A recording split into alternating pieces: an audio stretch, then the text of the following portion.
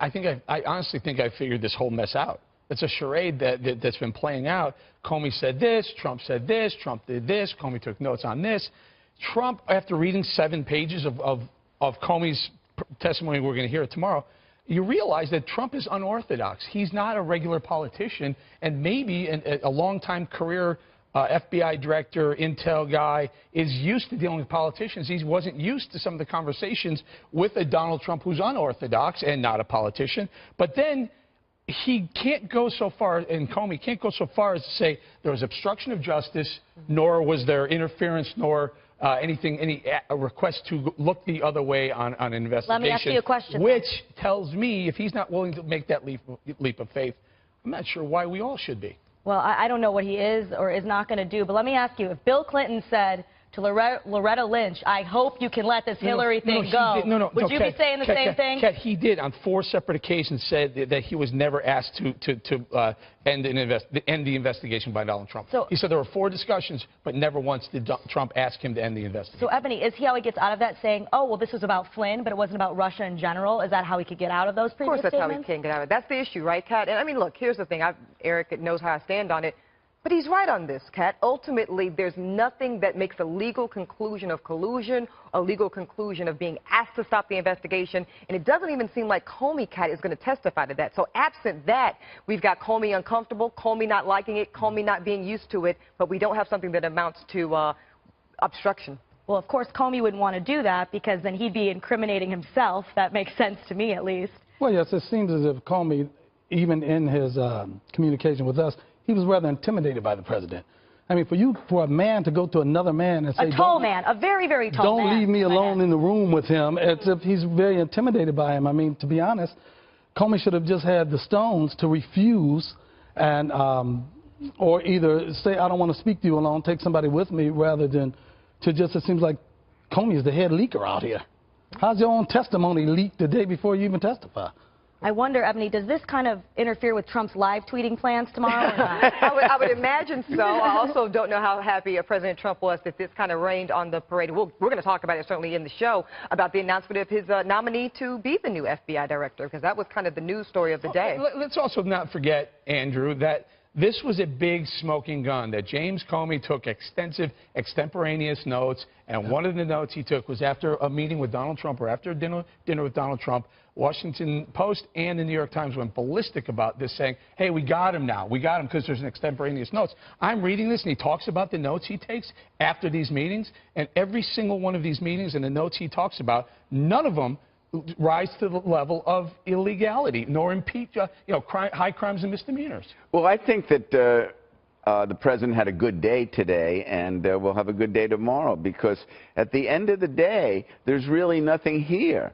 You read Comey's letter, which I read quickly before we went on the air, and I don't see anything that specifically says that he deliberately tried to impede the investigation.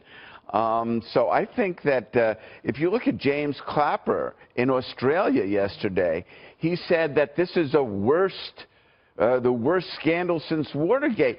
What scandal? Can we do that? I think we have that soundbite.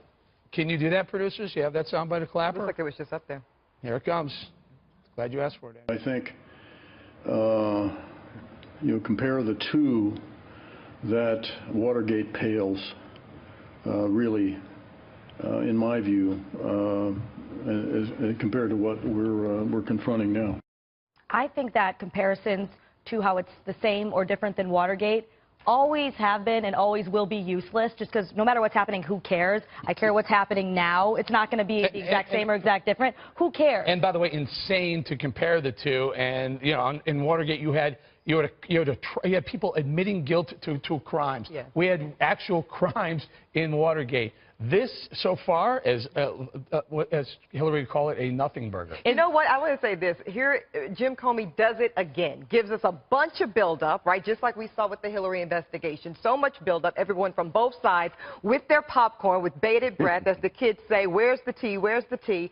And how anticlimactic, right, Kat? I mean, this is such a moment where people from the left, people from the right have such anticipation as to what's going to come out of Jim Comey's mouth. And if these 7 pages are any indication, I suspect not very much. To an extent, yes. There are things about it that bother me. I'm not saying that they reached the level of obstruction. What bothers Again, you? as I'm we've just already, curious. well, it's inappropriate to even suggest about, stopping an investigation. It could be very well be that Trump was doing that for personal reasons, and then you get out of it because Comey said he wasn't doing anything previously for political reasons, which makes those two different. I'm really interested to see how the testimony goes tomorrow. Still, there's people who are going to be trying really, really hard to make this an obstruction thing. It's certainly not a collusion thing. Can I ask the pastor something? Let me ask you this, Pastor. So many people, and we talked about this a bit on the program yesterday, this issue of the independence of the FBI and how historically that has been an independent part of the executive branch, not to be usurped by even the sitting United States president.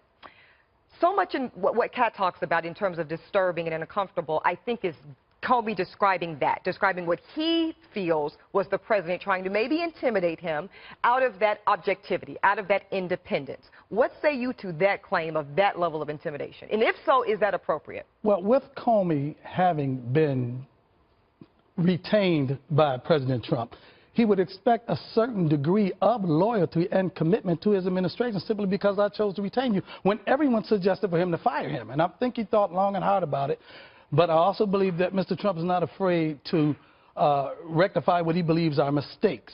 So rather than saying I shouldn't have hired Comey in the first place, he just fired him. But I think he shouldn't have hired him in the first place. Well, and then do you think the fact that he did fire Comey after this conversation says anything about people might use that also? I mean, I don't think it's fair to call it a complete nothing burger. There's certain things that I have questions about. Like what? But it's not, I'm not saying it's a clear case Maybe it's a lettuce burger. But, yeah, it's like a okay, so it's a vegan chicken burger. Comey seems like he's become the martyr now for the Democratic Party, though. And so He's a martyr. Now, when did James Comey become a martyr? James Comey, prior to this, was first of all, he was beloved by the Republicans when he said Hillary Clinton should be. I'm sorry. First of all, he was beloved by the Democrats when he said, "Oh, there should be no indictment," right? Yeah. And then he was hated by the Democrats and loved by the Republicans when he said, "Yeah, but let's look into these email scandals because we found some on Anthony Weiner's," right? So he's been back and forth, back and forth. He's been the political animal over the last 6 months. He's getting what he deserves. I believe he's going to get a good book deal out of it. All right, well, up next.